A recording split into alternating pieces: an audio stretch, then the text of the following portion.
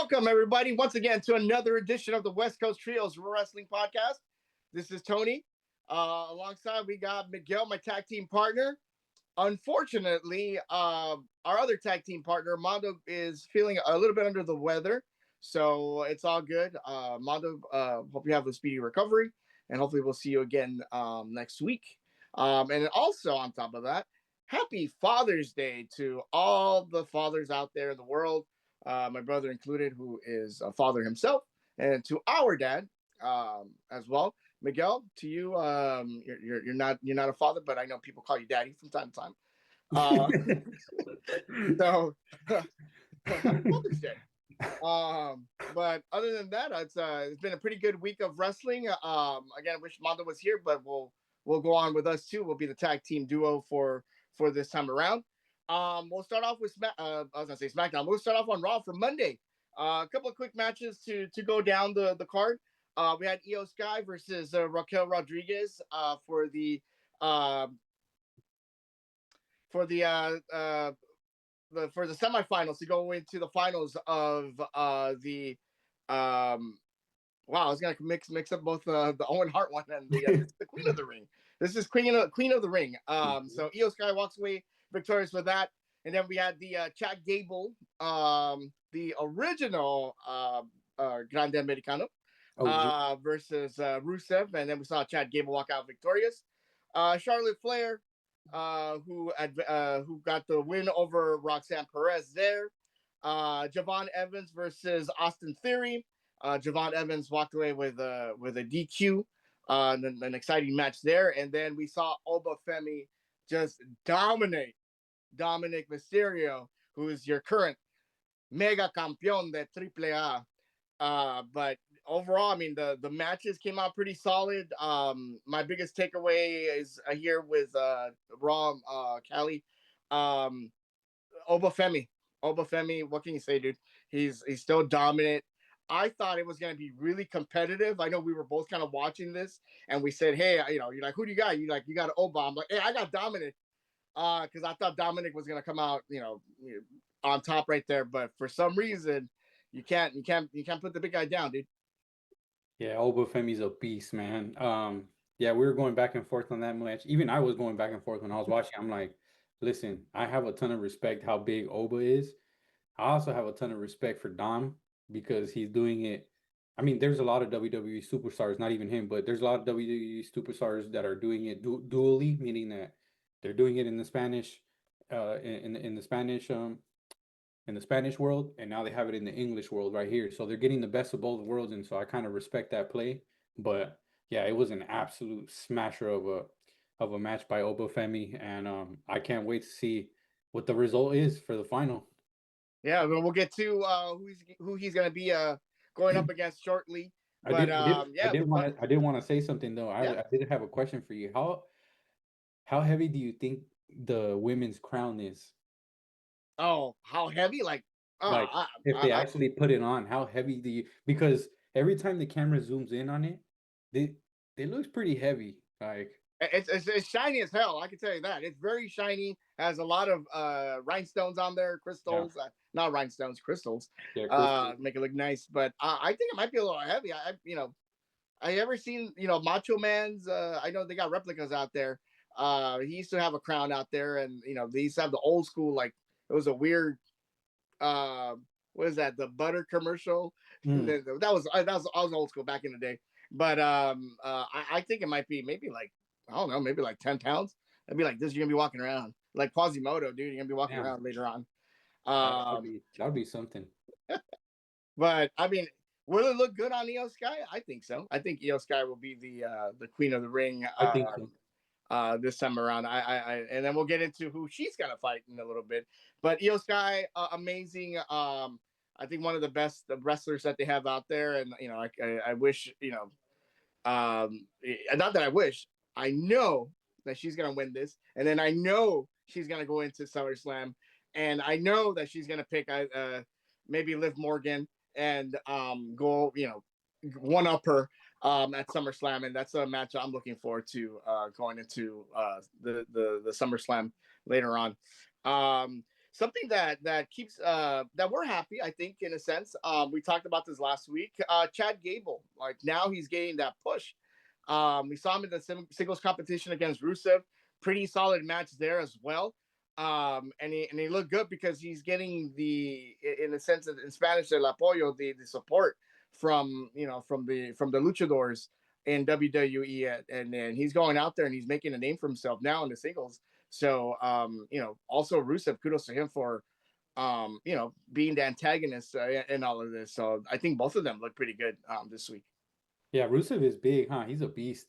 I do like that the universe is giving Chad Gable his respect, not only the verse, but like you said, the luchadores seems like they're starting to give him a helping hand, and that goes back to the conversation that we had a few podcasts ago. How I told you the benefit that these English wrestlers are going and actually taking part in the whole Mexican luchador in terms of acting it, being it, breathing it. I'm telling you, it's it has to make you better.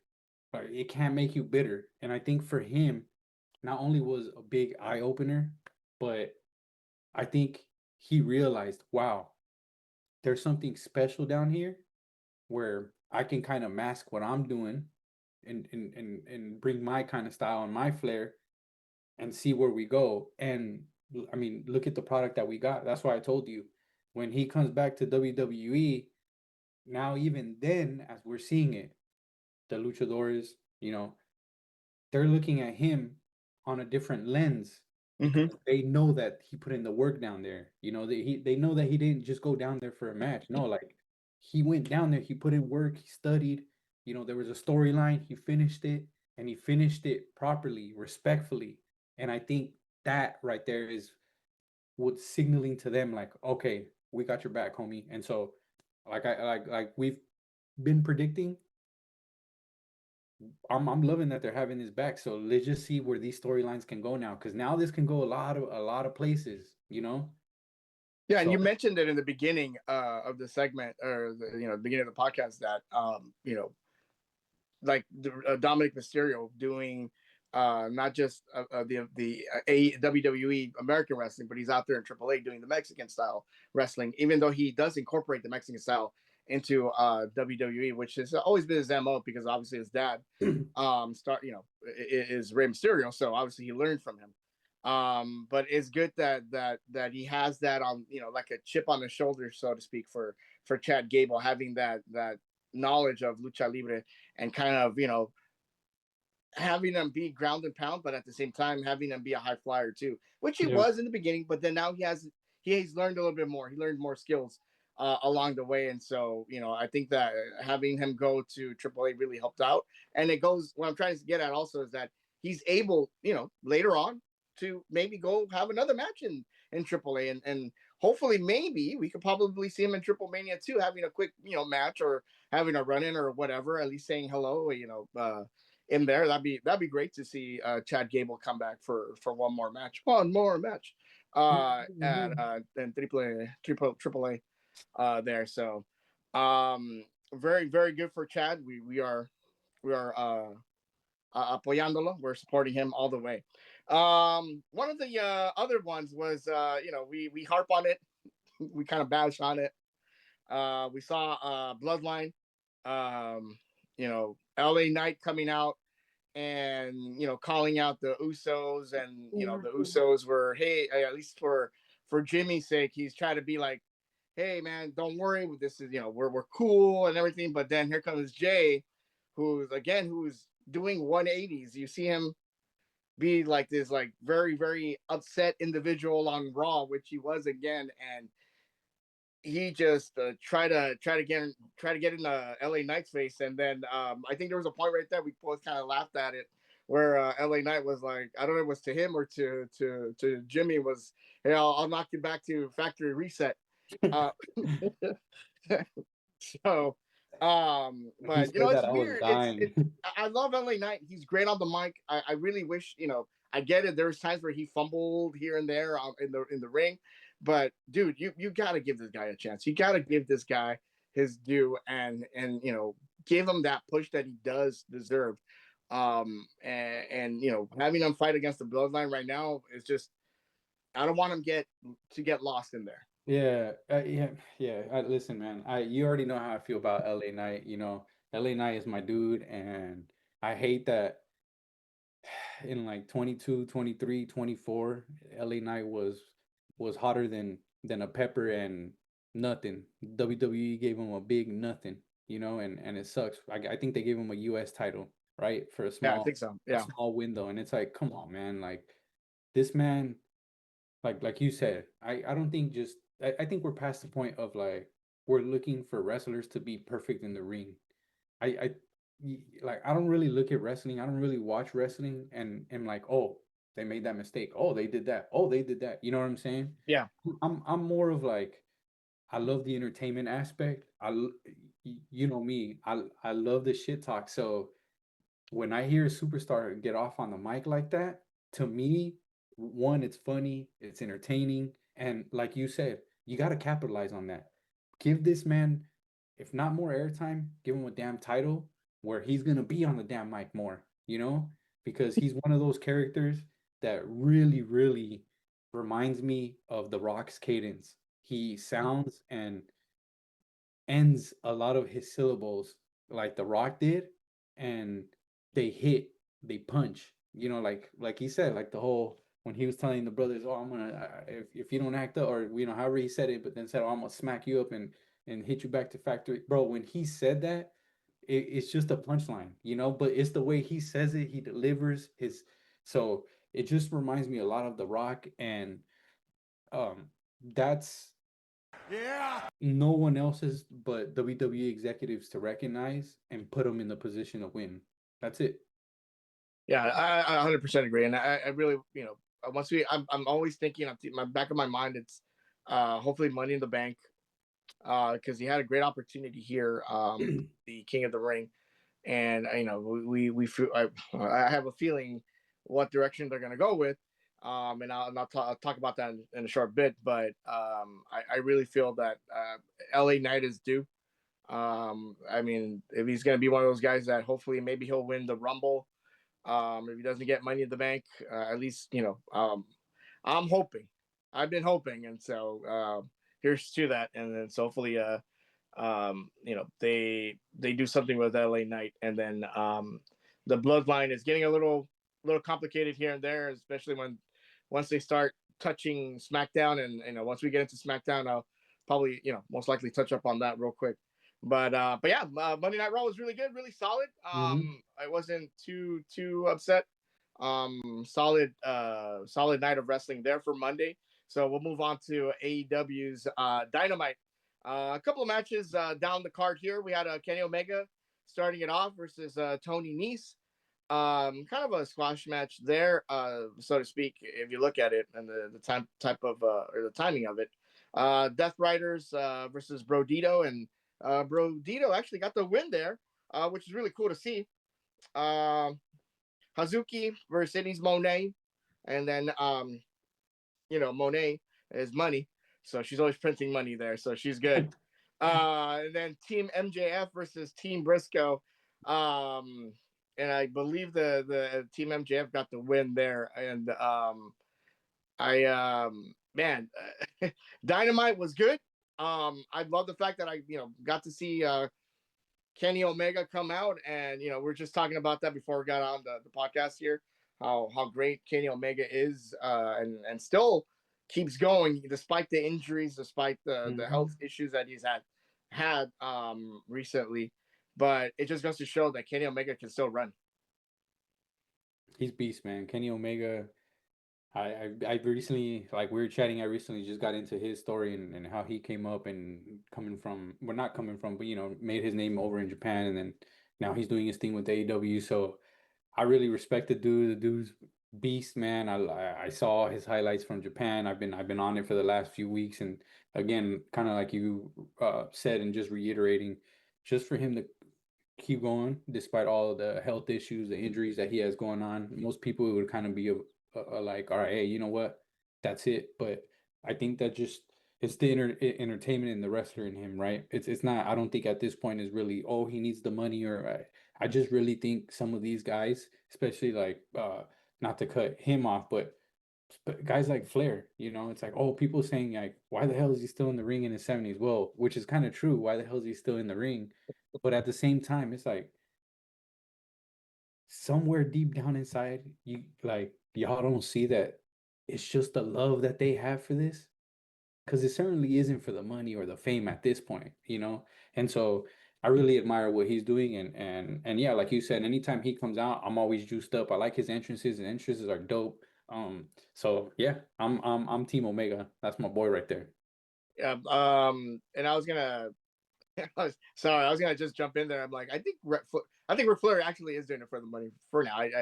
The guy, I mean, whining and dining and jet flying, limousine riding, bro. That costs a lot of money now. That thing's like quadruple what he was spending back in the day. So he needs to, he needs money out there. But anyway, um, a head scratcher because we talked about this last week. Last time we were here, we said, at least I did. I didn't want to see Briscoe with the conglomeration, and there he is. Hanging out with the guys, and he's where's Mondo? That's what I wanted to go with before. Real quick, Kenny Omega. Every time he was in Japan, Mondo always does this. Where all the girls out there in Japan, they'll scream Kenny, but Mondo does it better than I can. But if you know Mondo. Yeah, Anyway, but yes, we were out there. And speaking of Mondo, I wish you were here too. He would be doing a quick Briscoe impression, but he was like, yeah, I'm gonna hang out with my boys over here, and my boys are right here, and I'm like, shit, those aren't the boys we wanted to see. But at least the guys I didn't want to see. But they're like, yeah, we got your back. I'm like, all right, cool, they're all friends, I get it, and whatnot. So, they got out there, they had a damn, everybody was having their own spot during the match, and I enjoyed it for what it was. I was thinking about it, and before I get into that, like, yeah, it was a pretty good match. What can you say about the conglomeration and Briscoe? But MJF, I think the Don Callis family. Andrade still trying to go after MJF, and it's kind of like, hey, calm down, or in his words, tranquilo, in a sense. But like, Andrade wants to, um, you know, they should have. I don't know. I think MJF is chewing or barking up the wrong tree, I guess, more than he can chew, I guess, so to speak, because he's gonna find out that Andrade is gonna probably be right on his ankles after Briscoe's done with him. Yeah, I agree. No, my thing is does MJF have a solid crew behind him, or anyone that's back Don Callis' family's right there. That's his crew. He's got the money. He'll pay him. Don Callis will be gladly accepting all that money. And again, damn it, Mondo picked the wrong day to be off, but he would have been all over Don Callis over here. This is his team. This is Mondo's team, I think. Mondo's team, Don Callis' team, Bald Guys.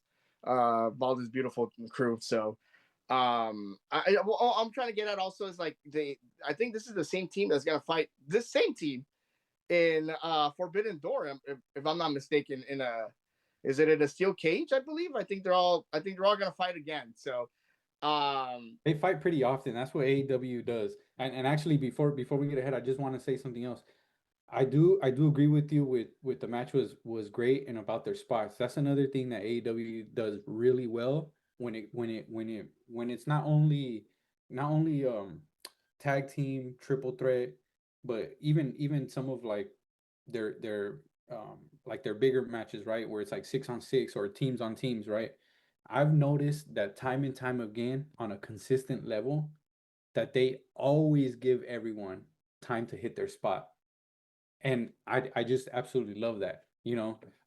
Sometimes the matches are long, and sometimes in a 2-hour show there's like 500 matches, but they do well with giving everyone time yeah, in matches, and that's the one thing that you can't take away, right? We're there to see wrestling, right? yeah. uh, you know me, I'm a big tough critic, so I need a little bit more entertainment in there. I need a little bit more gimmicks, a little bit more storylines. But yeah, my bad. Go ahead. No, no, no, you're good, and I think you're right. I think it's that's the difference between WWE and AEW. AEW, they, like I said, they before they let the women fight. WWE is finally catching up. I love watching the trios, any type of trios, any type of like, more than a singles match, because you want to showcase more talent. And I feel like, once we get into Collision, I feel like that's where all the ROH guys come out, and they're given a spotlight. And sometimes we I know in ROH we had some of the guys in AEW kind of join up there, and they just had a pay-per-view last Friday or Saturday, and Leo Rush, kudos to that dude. That fool ended up, wow, fool, that guy, that guy ended up winning a title there. And I know once we go to GCW next weekend, or this upcoming weekend, we're gonna probably see him and the belt, hopefully. Yeah, but I was gonna say he's pretty active though.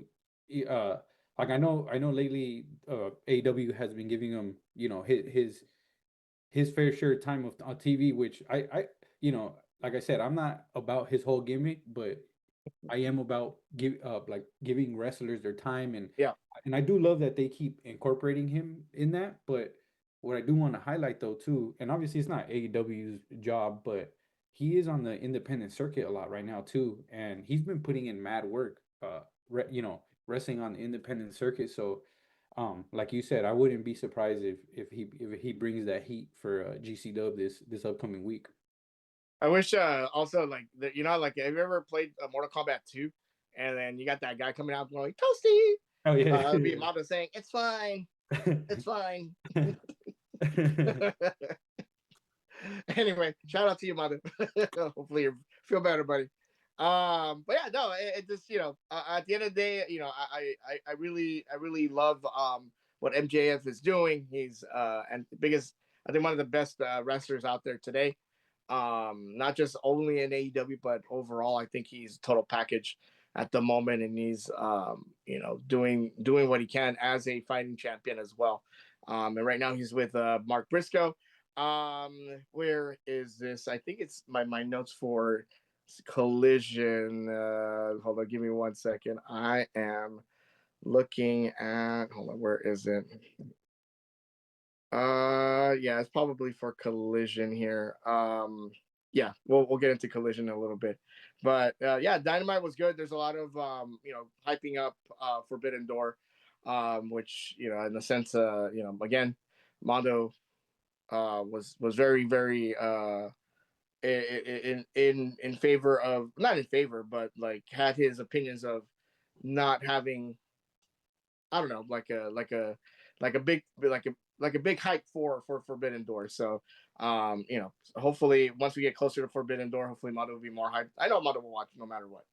But yeah, let's go over to AAA. Triple A.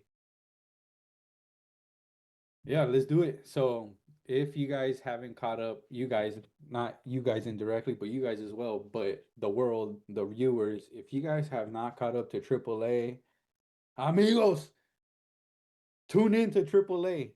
Let me tell you, this week was bananas. We Yes, it started was. we started off with a match with Mini Vikingo and El Hijo de Dr. Wagner Jr. defeating the AAA Latin American champion El Hijo de Vikingo and Almost. That was a great matchup, by the way. Mini Vikingo does work for how small of a frame he is. He's skinny as hell too, dude. He's so skinny, bro. I don't know if you've seen early in the match when he was on the far side left of the ring and he did the tornillazo from the top. Yeah, Bro, yeah. he literally spun like 4 times in such a small space. I was really impressed by that. But again, going back to spots, another promotion that does spots like no other is Triple A, man. I mean, these guys don't have one spot. They have like 6 spots in a match, man. That's the crazy part. So it's definitely bananas. In our next match, we had the Cruiserweight Championship triple threat match. Ray Phoenix, the champion, defending his title against Laredo Kid and Lince Dorado. This was a great match, man. I for a second really thought El Gato con Botas was gonna win, and he didn't, man. He didn't, and Ray Phoenix held on to his title and retained. That was a great matchup. And then we have the GM, Mr. Rey Mysterio, making two big announcements, which was next week we have Lola Vice defending her title again. How I miss always pronounce her name, but La Herida. Is that how you say it? I think that's how you say it, like la herida. La Herida. Or let's just say La Herida. And so she's going to be defending her NXT women's title in Mexico. It's going to be the first time that the NXT title is being defended in another country, in another promotion. And Lola Vice is having the chance to represent WWE. I can't wait for that. I can't wait for her to come out. And yeah, so that's going to be a matchup. He also made a huge announcement saying that there was going to be a former WWE World Champion coming to AAA, and there will be news coming on that next week. And before we close off AAA this week, we had none other than the appearance of El Grande Americano back after his historic mask versus mask match in AAA in Noche de los Grandes, only to suffer a surprise attack by the new destructive from the past faction, Perros del Mal. So we have to tune in every week to see where that storyline goes. But the the week in and week out that we keep getting for the past 2 months leading up to Triple Mania is absolutely bananas, and I can't wait for it. Yeah, because El Grande was like, "So what's next?" And it was a great segment where he thanked everybody individually for what happened, for defeating El Pequeño Americano, and everybody, like, again, the biggest pop of the night like just came from El Grande Americano, and then for him to be like, "Hey, what's next?" and then to get blindsided over here. And for those who don't know, this is a, like Miguel said, this is an old faction from back in the day. This was the one of the biggest factions actually back in the day, and we talk about we talk about John. Well, I'm sorry, we talk about Austin 316 t-shirts being sold. These shirts were like the equivalent of Austin 316 shirts being sold in Mexico back in the day. And rest in peace to El Hijo de Pedro Aguayo. Like, he suffered that devastating neck injury that cost him his life.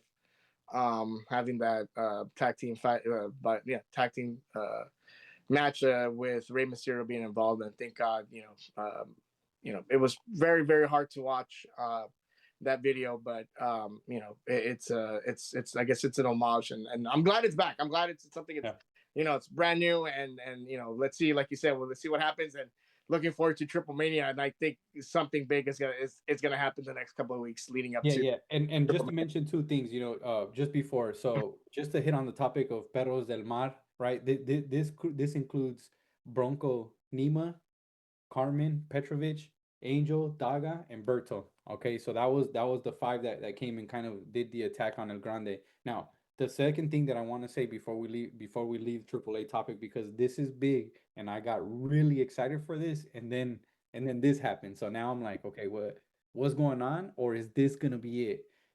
When El Grande Americano called out Dominic Mysterio for the Mega Championship, I automatically said, is that going to be night one, the main event? Dominic Mysterio versus El Grande Americano for the Mega Championship. If it is, as you can see, I'm already through the moon. I cannot wait to see that. He's about to go.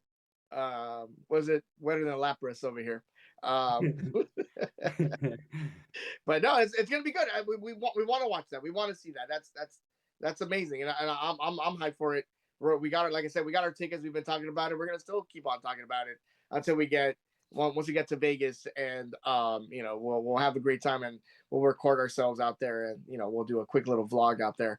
But let's hope that night one does consist of El Grande Americano versus Dominic Mysterio, and then It has hopefully to. something leads into something tonight too in Mexico. But yeah, oh, real quick though, and before we actually leave all of AAA, but it's funny because I was laughing at myself because I'm like, we mentioned it and we kind of like ran with it, but then we're like, was it Hector? Like we said, hey, these two guys came out on Raw. These guys got killed by Obafemi, and they let them go. But hey, they're actually here. They're still under contract, and they're still in AAA. And I think we saw them in on SmackDown too. So they Mhm. came out on SmackDown. So speaking of SmackDown, and again, if you guys haven't watched AAA, watch it on YouTube. It comes out. I actually saw it in Spanish. Me too. Uh, I that's all I watch it in now. No, again, like you said, nothing against Corey. I He's love great, Corey too. but it's just like when you have one of the announcers saying, "Uy, qué tornillazo," bro. You can't beat that. Yeah. You know, like you can't beat that. Like I'm just like, I like that. I like, Yeah, they're more like Mondo mentioned it too. They're like very passionate, and we love passion, and that just uh, takes it up an extra notch when you're watching wrestling, and the wrestling is there, but then also the commentators who push this, they do a really good job there. So yeah, if you they guys do. watched it, watch it in Spanish. Yeah, watch it in Spanish. If you listen, guys, I have actually a suggestion. Oh my God, I don't speak Spanish. Put subtitles on. There you go. Fixed it for you. Watch it in Spanish. And just feel it. You got to feel it. Yeah, turn it up. It's just Turn an it hour, up. 1 hour every Saturday, y'all. And you don't even have to watch it live. Just run it back. Yep. But you got to listen to them and then feel it. You'll see everything. There we go. Speaking of SmackDown, we'll go over to SmackDown, and bid adieu to AAA for now. We'll see you next week, AAA. SmackDown, we had Cody Rhodes versus Gunter. Cody Rhodes comes out on top there, not just once but twice. Damian Priest and R-Truth versus the Tungans, which was a okay match there, but Damian Priest and R-Truth came out on top. Carmelo Hayes and Ricky Saints, can't love these guys. Ricky Saints come out on top, winning that match. Jay Uso advances into the finals versus Javon Evans. And A then we little had bit hot Charlotte about Flair that. versus Liv Morgan in the main event, and then Liv Morgan advances to the finals to meet up against Io Sky for the Queen of the Ring. Some of the takeaways here. I just wrote it down real quick, and we'll touch up on that real quick. Tonga actually talked. I finally get to hear this guy talk. Um, he said a couple of words. The dude's very, very quiet. And we mentioned Bloodline coming over to SmackDown. Right now, Jacob Fatu is coming over and talking to Solo Sikoa and, Tama Tonga. It was like, hey, you know what? That's your family's business. We got family business of our own. We got to take care of the tag team titles. And, they kind of like, hey, you know what? You do you. You know what I'm saying? You do you. I'm kind of liking that because, we don't want to add too much to what's already happening, and I like the fact that they're kind of saying, hey, you know what, that's your business, that's not mine, and hopefully it gives them some kind of identity, on their own. Hopefully, they'll detach from Solo Sikoa, and the bloodline right there. Yeah, I uh just and I was gonna say also the with Jay Uso, he comes out total 180, comes out, we're eating right now, and that's the SmackDown version of him. He comes out and he's got the crowd in his hands, and he's this like cool guy over here. But then he ends up, he gets called an unk, and he's like, oh, what do you mean I'm an unk? But like he comes out on top versus Javon Evans, which was a really good match as well.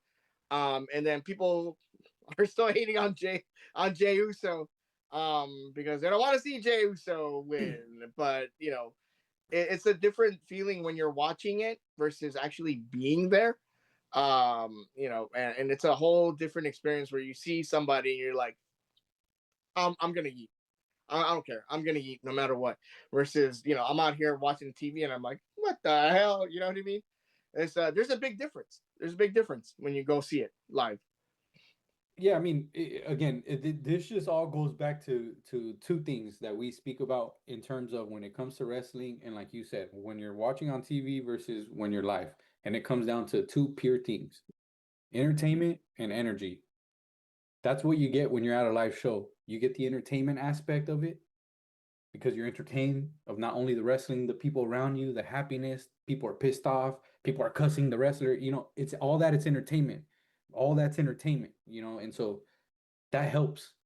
But like you said, then you have special moments where some wrestlers can come out and grab the crowds or the attention crowd like that. It's like it's almost you can't contain yourself not eating everywhere, right? Yeah. Like or eating when when this food comes out. But again, those are the perks when you're there live, right? And so yeah, and the TV is kind of ass. You're just like, yeah, okay, this food's still eating after a minute, but you could understand when you're live, you're like, yeah, I'm standing on the table and like, I'm like picking up the kid next to me and like, yeah, let's go. So, but yeah, it's just like you said, complete two different vibes. When you're at home versus you're there live.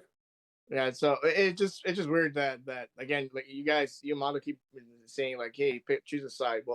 What side is this guy on? And it's a little weird. And Well, I think you're seeing it though. I think you're seeing the crowd confused. They're like you said, there's a love when Jey Uso comes out and you hear that theme song and everyone wants to eat, right? Like again, there's a side of that those are just entrances that are inevitable, like they're yeah, just on point, they're dope.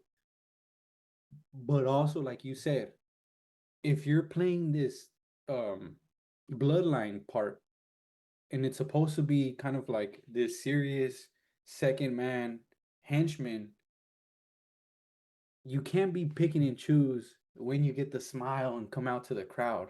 Because again, now we're going back to what you were saying. The crowd's kind of like, yeah, we're eating, but now you're in the ring cussing them out. Like, what's going on here? So he has to figure it out, man. You're either gonna be main event or you're just gonna be Jey Uso, right? Because it's two complete personas. yep. None of them are wrong, but in the context of how he's using it, it ain't right now. And I think the universe is seeing that. But again, this is something that the executive should point out right away, and say, hey, look, on screen, this is looking a little confusing. You either tone it down with this or you go full on this, right? But because you're in the bloodline, you don't have the choice to be eaten everywhere. So, man, I need to put me on salary. Tell Or WWE. you get LA Knight and just reset button on that guy too. No, He's yeah, got to go back yeah. to the old Jay where he comes out and he's like, No, you're whatever right. that You're right. was. We need LA Knight to come over here and whoop everyone into factory reset because everything's just going bananas in WWE right now. Because everybody's saying LA Knight. Yeah. Uh, we got one thing that I did see that finally hopefully we could get maybe closure. Started off really cool with this main event, pay-per-view type of or PLE type of match in the beginning of SmackDown, which was Cody Rhodes versus Gunther, and you had Sami Zayn being that special guest referee. A lot of back and forth going on right there, and at the end, I was thinking like I thought Cody, not Cody, but I thought Sammy was gonna DQ somebody, but at the end, he came out and he, um, Cody Rhodes came out winning for once, and then I think it was a fast count there, 1, 2, 3. And then they had the backstage segment back there where he's like, "No, I'm the boss. I'm not the boss. I'm the referee. I made the decision." And they all go back out there again, and they have a impromptu match again. But then Sami Zayn comes back out, Haluva kicks Gunther, and then now this leads into a triple threat match going into Night of Champions. Um, I hope that's the end of this storyline. I really do. I really do think that I think it's probably running its course where maybe Gunther and Sammy have a thing going on there, but I think Cody might be looking into probably somebody else going into um, SummerSlam, which I think what obviously is going to be I hope is the winner of the King of the Ring. That storyline needs to, but they need to nip it in. Whatever needs to finish is, like you said, cut it off. SummerSlam, let's reset and let's go with another storyline. I think Yeah, like you said, I think it's a perfect time to hit that reset button and start something new, start something fresh for the year, and maybe lead. I know this is a little bit forward thinking, but maybe lead something into WrestleMania ish. So yeah. Small seeds that they're planning also, I think, is Finn Balor with R-Truth and Damian Priest. I know Damian Priest doesn't really like hanging out with Balor because of what happened when he got kicked out of the Judgment Day in Raw. But then you have Tama Tonga, who has history with Finn Balor, and they didn't really touch upon it this week, but I know they're planting seeds here and there, little tiny ones. But I just want to throw that out there. I think we might, hopeful, wishful thinking. I really want to watch or see maybe a rehash of Bullet Club with the original Bullet Club with Tama Tonga and Finn Balor. But that's just my 2 cents out there. I'm just throwing it out there for shits and giggles on my end. But yeah, SmackDown was good. I enjoyed that. And then again, Liv Morgan, congratulations. She's gonna go on to the finals of Queen of the Ring, which unfortunately I think she will not win, and I think Io Sky will take that one there. yeah, I mean, I don't. Let's go, Io. Yeah. He's gonna win it. And her husband will be mightily happy, who is Mondo's best friend. I know you're listening. Hopefully, you'll be listening to this Mondo and be like, no. Collision. Here we go. AEW to end the night here. We had the Young Bucks and Jungle Jack Perry versus the Lethal Twist. That was Jay Lethal, Blake Christian, and Lee Johnson. Another great match there. Young Bucks come out on top there. Chris Statlander versus Mina Shirakawa. Chris Statlander walks away with the win there with Harley on commentary there. We had the Hurt Syndicate. They're back. Defeating Warren Johnson and Zach Mason. Then we have Mystico, which is a really good match versus Skyflight's Dante Martin. We had the Bastard Pac defeating Jay Alexander. Mm-hmm. We had Zack Sabre Jr. defeating Adam Priest, no relation to Damian Priest. And then we had in the main event, again, the feel good story right now is Maya World getting the victory, another upset victory over Ring of Honor champion Athena, Mondo's girl, in the finals, going into the finals for the Owen Hart Classic, which I think was again the feel good story, and I'm pulling for her. I think versus I think it was Mercedes Monet. I don't want to see her win. I think eventually she will win, but I think Maya World is giving 110%. In the last couple of weeks leading up to the finals. What about what do you think of I forgot what's the chick from oh man, why am I forgetting her name right now? But she called Double D's. What do you think about that? Oh, Statlander and Mina Shirakawa? No, Divine Dominion got called out Oh yeah, they did. by Sorry. Yeah, man, why am I forgetting her name, bro? She's from CMML. yeah, they got called out.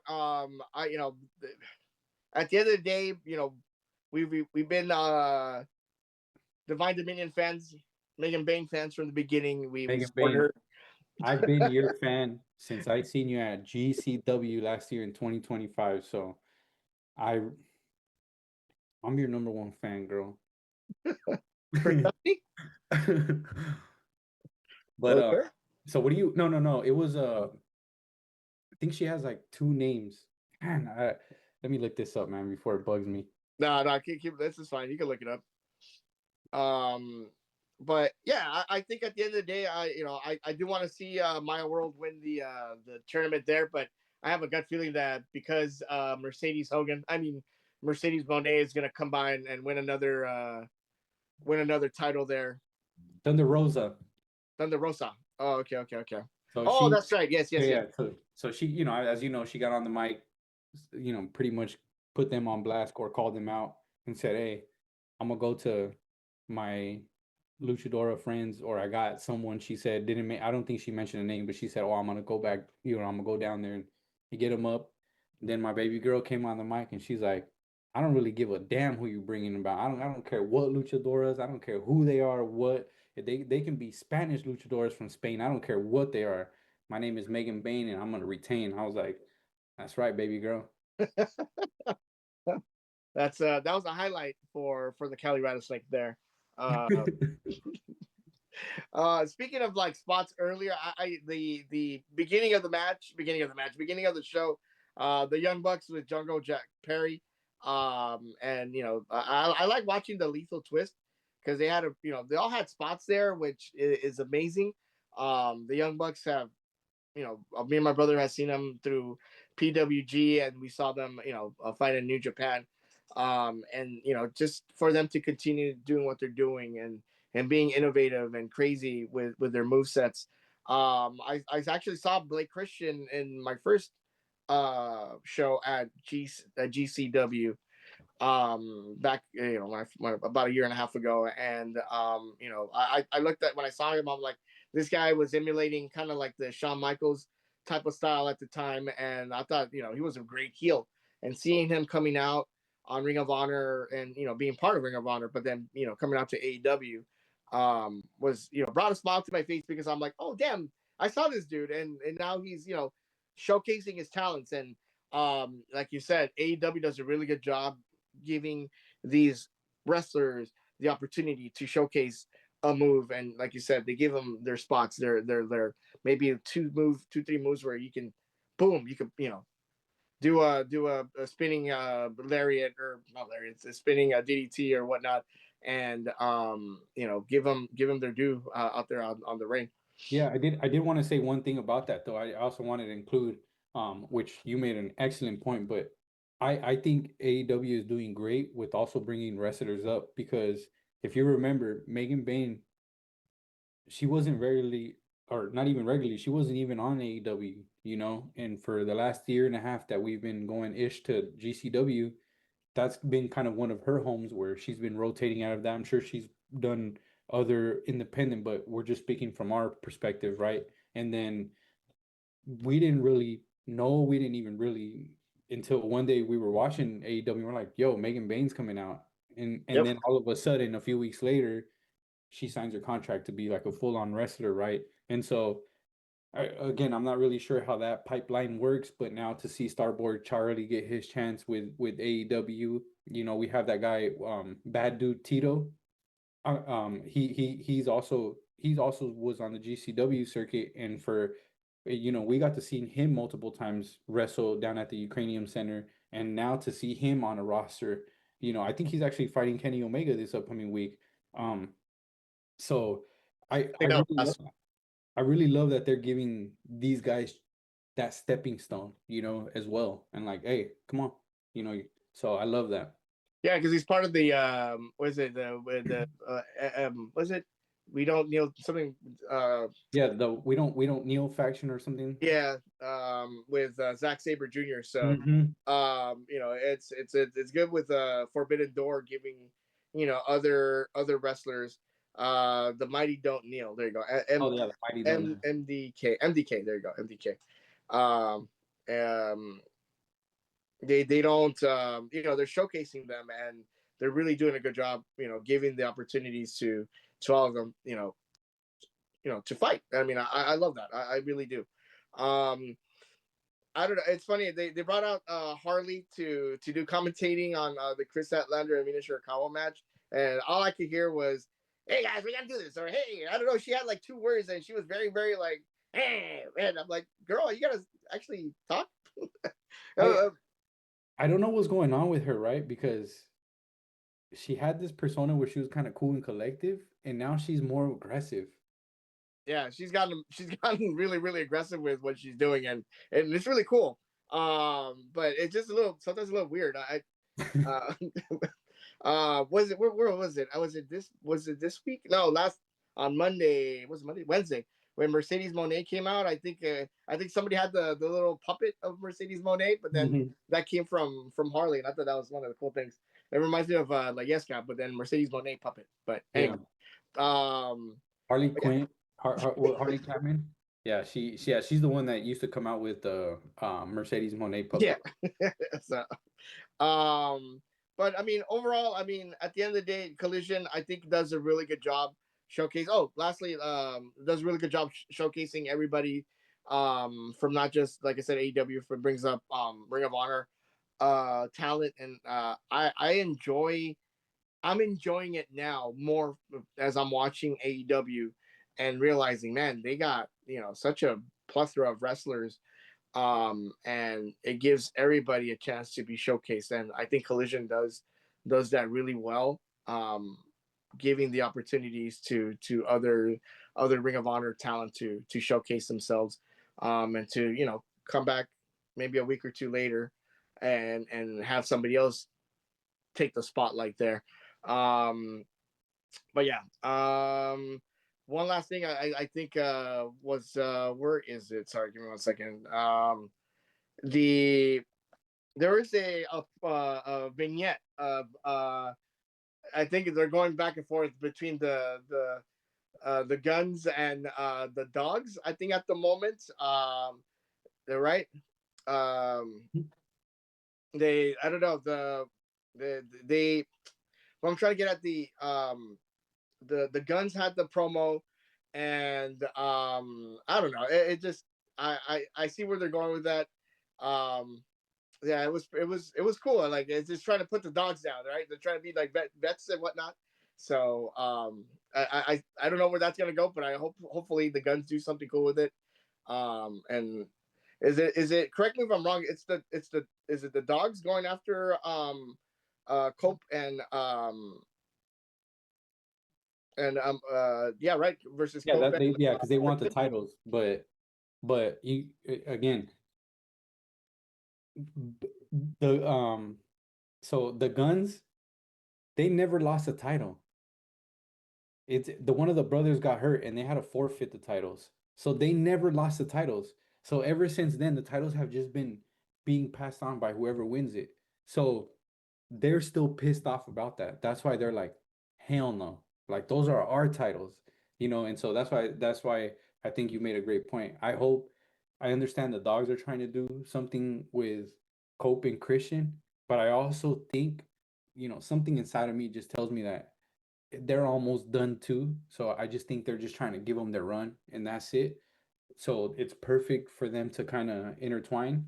Yeah, But I think it would be dope if these two groups would fight for the titles or even a trios titles or something, bring someone with the dogs that brings that same energy because that that would be a storyline right there.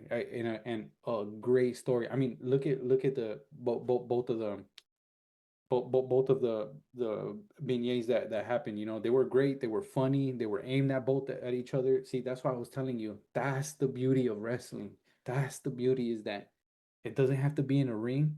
If you can entertain outside the ring and make it work, that's what makes it beautiful, and the guns have no better other teachers than their father, who perhaps was probably with one of the greatest factions that we will ever lay our eyes on, which was the Generation X. And look at the type of marketing schemes that they did. They were all about theatrics.